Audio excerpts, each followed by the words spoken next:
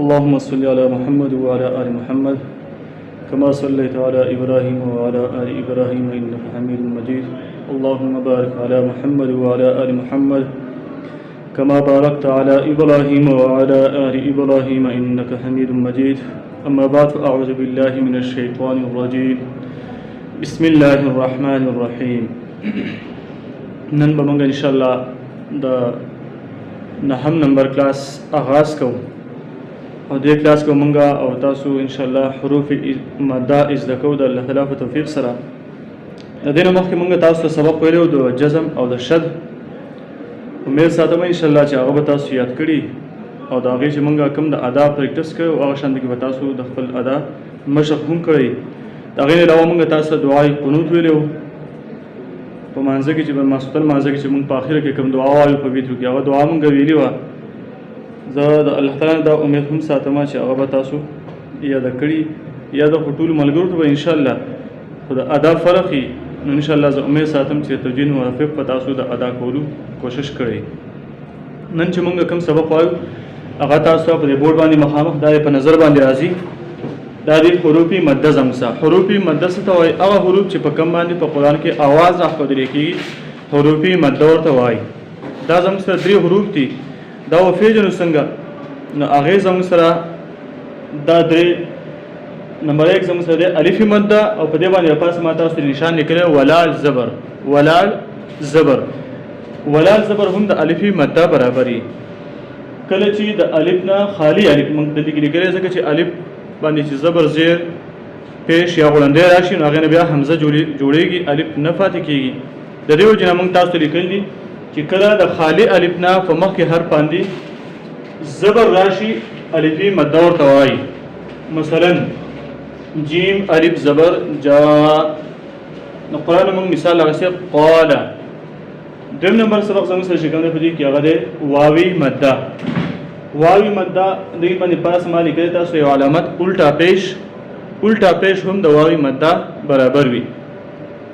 کله چې د واو ساکن نه په مخکې حرف باندې پیش راشي واوي مده ورته وایي.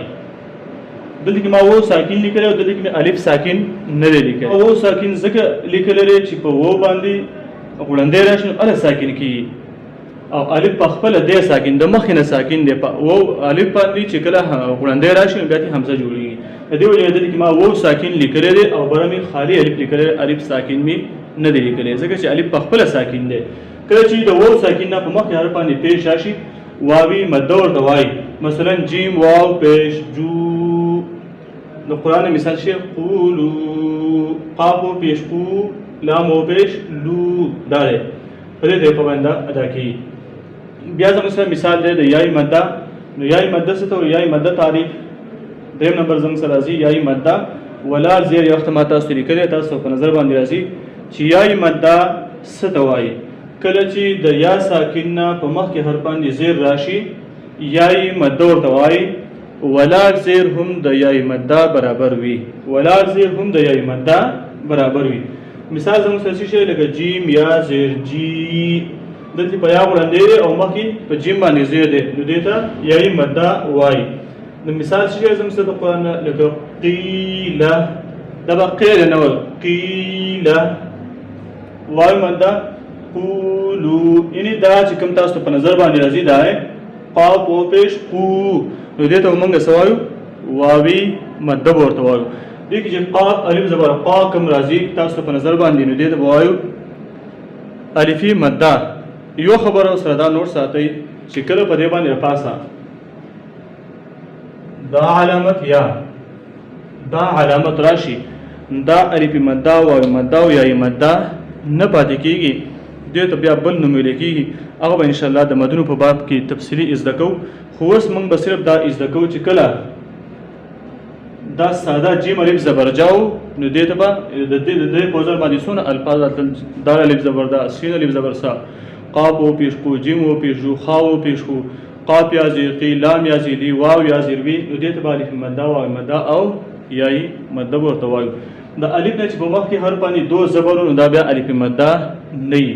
لکه مثال په توګه اب و بل نو ابوابا مونږ ونه وایو ابوابا په وصل کې چې کوم دی لکه کله د روان حرف سره مونږ میلاوهو نو بیا چې کوم دی الف ماده کې نه صرف تنوین ویل کی او کله چې په دې باندې بیا مونږ وقف کوو نو بیا وقف بل ابدال کې دو زبر په الف بدلیږي نو بیا په الف ماده جوړیږي تب ترازو تاسو کتاب وګورئ ان شاء الله تاسو پر سکرین باندې راځي کتاب کې موږ ته دغه خبره لیکل چې کله د خالی الف نه په مخ کې باندې زبري الف مد ورته وای هغه مثال لیکل لري با الف زبر با او د با خواته تاسو لیکل دي الف مد دویم نمبر بیا زموږ سره ده کله چې د وو ساکن په مخ کې حرف باندې پیش راشي وای مد ورته وای مثال موږ ته پر کتاب کې لیکل لري با واو پیش بو او خواته ورته لیکل دي واوی مد دریم نمبر باندې بیا زموږ سره قاعده راځي د یای مد کله چې په یا باندې غړندې په مخ کې هر باندې زیری دی ته وای یای مد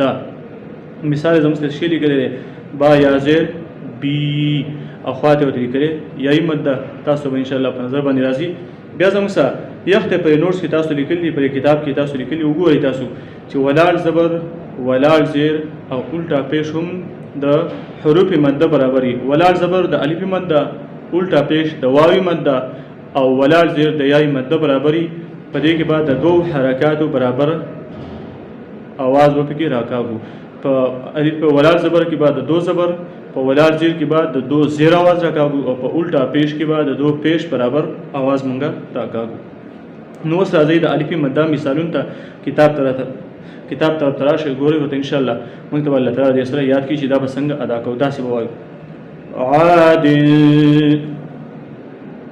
زاد طاب آمن دا آمن باندې وسینی موږ امنه بنوایو آمنه بوایو ځکه چې ولال زبر دی ولال زبر د الف مد برابر به کې आवाज راکاږو مالکی میم الف زبر ما او میم ولال زبر ما دا په مقدار کې برابر دي په دې کې به یو شان غواړه راکاږي ملکی بنوي مالکی ولال زبر با د الف برابر راکاږي آوا مآبا دیم زموږ مثال د واو مد هغه ته ګورئ داوود داوود خلق وای نو داوود بنوي الټا پیش ته د واو مد برابر به راکاو داوود داسې وای داوود یا داوود غلط دی داوود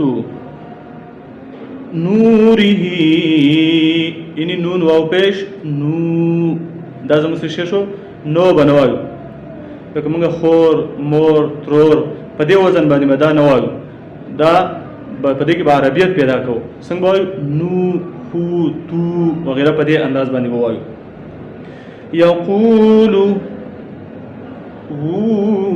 وریا وریا بنوایو وریا د واو مند برابر راکاو وجوه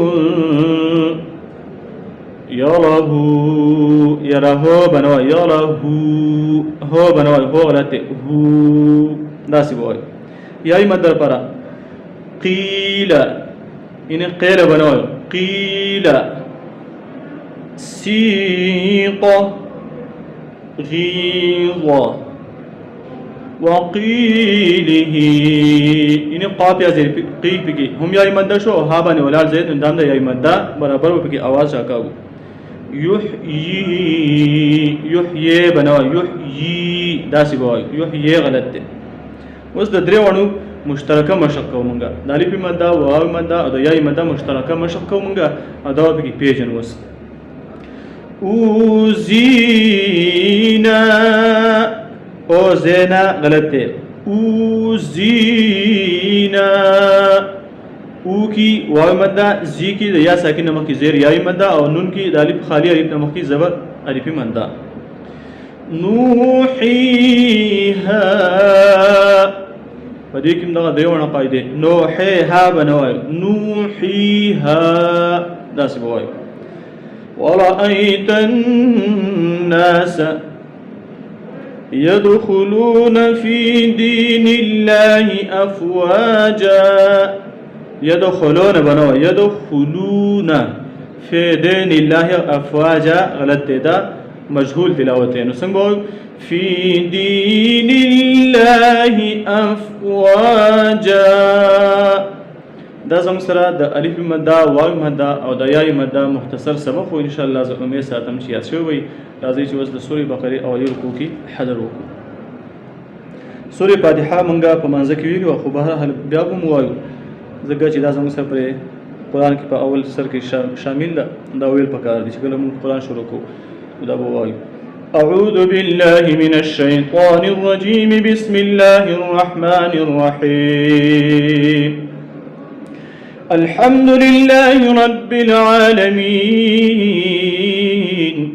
الرحمن الرحيم مالك يوم الدين إياك نعبد وإياك نستعين اهدنا الصراط المستقيم صراط الذين أنعمت عليهم غير المغضوب عليهم ولا الضالين.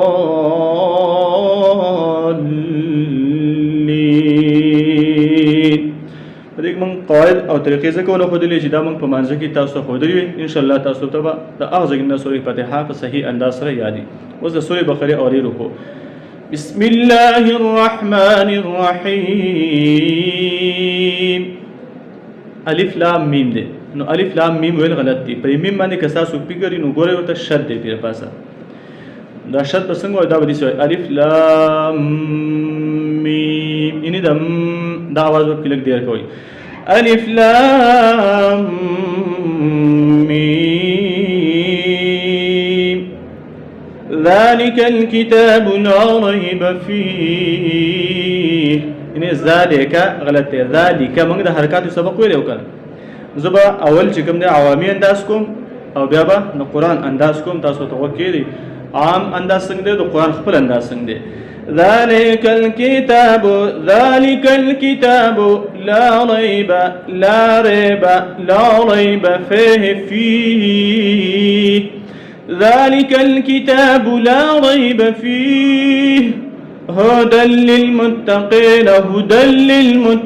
للمتقين الذين يؤمنون بالغيب ويقيمون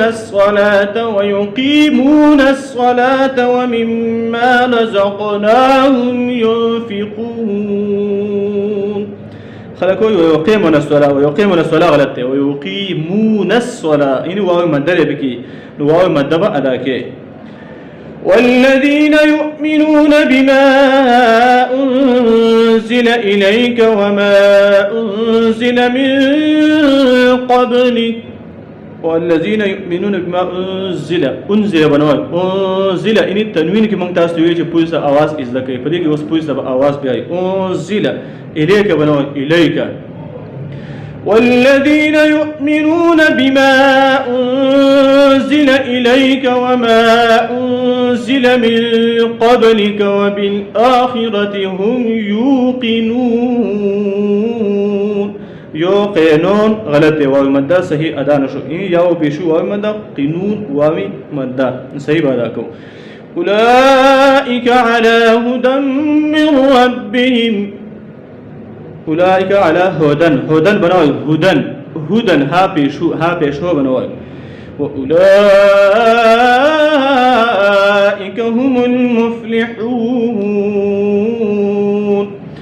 إن الذين كفروا سواء عليهم أأنذرتهم أم لم تنذرهم لا يؤمنون. ختم الله على قلوبهم. ختم الله غلط. ختم الله دا سبوي.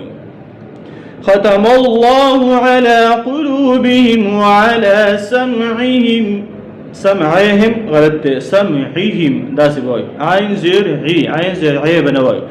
وعلى سمعهم وعلى أبصارهم غشاوة ولهم عذاب عظيم. صدق الله العظيم. ختم الله على ولا زبد الف مد برابر دي. قلوكي واوي مدّا وعلى کی بیا ولا زبد الف مد برابر ده. وعلى ابصارهم کې نه پاسه په مد نشان راغلی ما تاسو ته په ابتدا کې ویل چې مد نشان پې راشي نو بیا به ورته الف مده نه وایو دې ته بیا بل نوم ویلی کېږي. ابصار کې اوس چې کوم دی الف مده دی ابصارهم غشاوة وکې الف مده دی ولهم عذا کې بیا الف مده دی عزي یعنې زوا یا زي بس مونږ یې زده کړو که نو په دې کې څه شو یایي مده انشاءالله ورو به پورته دا یې زده کوو. الله تعالی د عمل او د زده کړې توفیق را نصیب کړي. وآخر دعوانا ان الحمد لله رب العالمین.